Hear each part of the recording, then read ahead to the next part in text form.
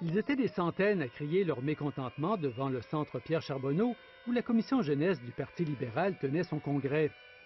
Les 18 000 fonctionnaires affiliés au syndicat des professionnels du gouvernement ont réussi à s'entendre avec l'État. Mais pour 6 000 autres professionnels du SBGQ, employés d'agences ou d'organismes gouvernementaux, les négociations tournent en rond. Pour protester, les 4 600 professionnels de Revenu Québec, une agence depuis 2010, sont en grève ce week-end. On entend toujours pour améliorer nos conditions de travail. Le gouvernement propose de faire une déclaration unique faite par Revenu Québec.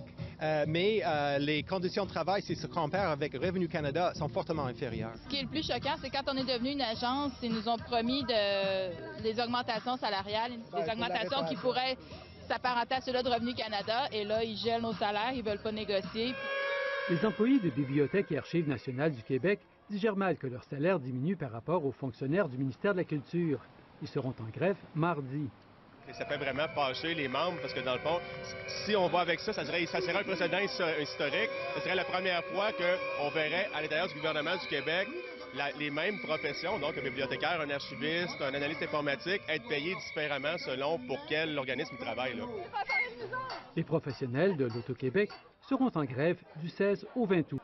Ça, c'est sans compter avec Hydro-Québec, parce qu'avec Hydro, on a environ des salaires, on a vérifié, entre 20 et 25 plus élevés que les nôtres. Or, on fait exactement la même job.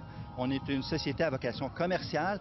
On rapporte per capita pratiquement la même chose qu'Hydro-Québec. Alors, pourquoi une si grande différence? Pour nous, on a donné le mandat, les négociateurs discutent avec eux. Et il faut trouver une solution qui va dans la cohérence. Les conditions de travail des professionnels du gouvernement ne sont pas la cause qui mobilise le plus le public. Et ces derniers ont l'intention de poursuivre grève et moyens de pression jusqu'à l'élection. Ici Michel Marcelet, Radio-Canada, Montréal.